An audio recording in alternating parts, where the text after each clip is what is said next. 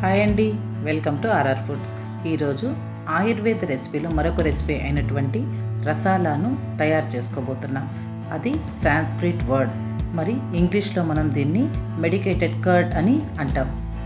దీన్ని తయారు చేసుకొని సేవించడం ద్వారా మనకు బాడీ రిఫ్రెష్గా ఉంటుంది, ఆకలిని మెరుగుపరుస్తుంది, బలాన్ని ఇస్తుంది, మరియు క్రోనీస్ అనే డిసీజ్తో బాధపడే వారికి ఇది చాలా మంచిది. వేసవి కాలంలో దీన్ని సేవించడం ద్వారా మనుషులు సన్నబడతారు. డైటింగ్ చేసేవారికి ఇది చాలా బాగా యూజ్ అవుతుంది. ఊపిరితిత్తుల వ్యాధితో బాధపడేవారు మాత్రం దీన్ని అస్సలు తీసుకోరాదు. మరి దీన్ని ఎలా తయారు చేయాలో చూద్దామా?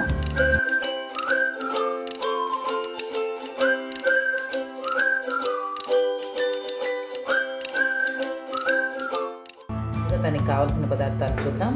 1 కప్ పెరుగు, కొద్దిగా తురిమిన బెల్లం, పెప్పర్ పౌడర్ కొద్దిగా, సాల్ట్ రుచికి తగినట్లు, చిల్లీ ఫ్లేక్స్ లేకపోతే ఎండుమిర్చిని కూడా మనం కట్ చేసి వేసుకోవచ్చండి. కొద్దిగా మెంతులు, ఒక 1/2 టీ స్పూన్, 1/2 టీ స్పూన్ జీలకర్ర,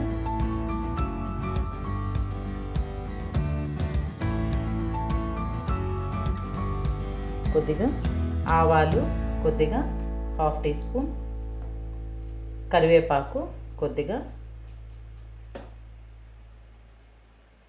ఇప్పుడు తయారీ విధానం చూద్దాం. ఒక మిక్సీ జార్ తీసుకుని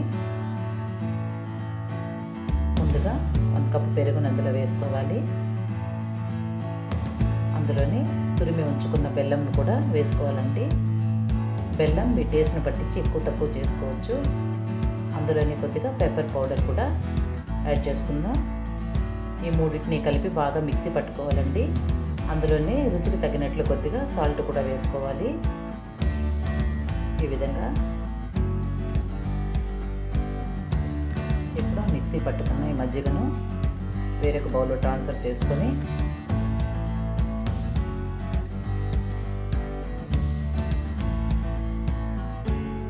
స్టవ్ మీద పాన్ పెట్టుకొని అందులో కొద్దిగా ఆవాలు,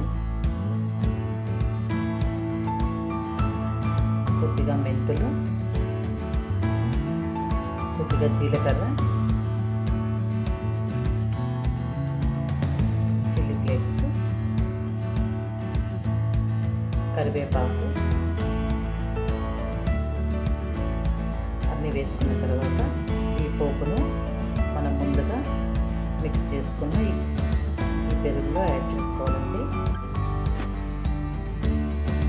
అంతే, ఎంతో హెల్తీ అయినటువంటి రసాలా తయారైపోయింది. ప్రతి ఒక్కరూ దీన్ని తయారు చేసుకొని తిని తాగి ఎలా వచ్చిందో నాకు కామెంట్ సెక్షన్లో తెలియజేయండి. ఇది మజ్జిగగా కూడా ఎక్కువగా వాటర్ యాడ్ చేసుకొని తీసుకోవచ్చు, లేదా రైస్లోకి కూడా తీసుకోవచ్చు అండి. 2 బెనిఫిట్స్ ఉన్నాయి ఇందులో.